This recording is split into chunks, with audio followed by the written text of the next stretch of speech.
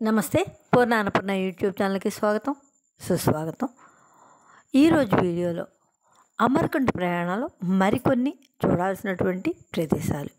ప్రతి ఒక్కరూ చూడాల్సినవే, కానీ అందరూ చూడలేంది. కాళ్ళ నొప్పులు ఉన్నవాళ్ళు, అనారోగ్యంతో ఉన్నవాళ్ళు అస్సలు వెళ్ళలేరు. చిన్నపిల్లలు అసలే వెళ్ళలేరు. అంత కష్టమైనటువంటి మార్గం, సన్నటి మార్గం, బాగా పెద్ద పెద్ద బండరాళ్ళు, మళ్ళా కిందకి దిగాలి. చిన్న చిన్న గులకరాళ్ళు, కాలు ఎక్కడ జారుతుందో అనే భయంతో అంత జాగ్రత్తగా నడిచి వెళ్ళాలి. మధ్యలో కోతులు, కనీసం మన చేతిలో మంచినీళ్ళ సీసా ఉన్నా సరే లాక్కుపోతాయేమో అని భయం. అలా 3 కిలోమీటర్లు దూరం నడిచి వెళ్ళాలి. ఇక్కడ వీటినే కపిల తీర్థం, పాలధార, పంచదార, తర్వాత శంకరధార, లక్ష్మణధార. ఇవి దాటిన తర్వాత అంతా దారుణమైనటువంటి అడవి ఉంటుంది అని చెప్పారు. అంత దూరం ఎవరు వెళ్ళలేదు. కపిల తీర్థం చూసి తర్వాత దూద్ తీర్థం అంటారు, దాన్నే పాల తీర్థం అనేసి. ఆ పంచదార తీర్థం అవి చూడలేదు మేము.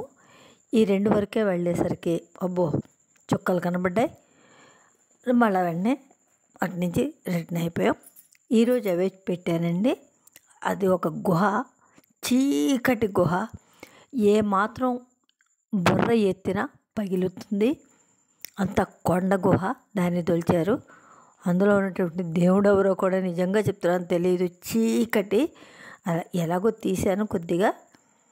ఆ దేవుడు దూర్వాస మహాముని అక్కడ తపస్సు చేశాడు. ఆయన కాళ్ళలోండి అలా నీరు ఊరుతూ ఉంటుందండి ఇప్పటికీ. అది ఎలా వస్తుందో కూడా తెలియదు.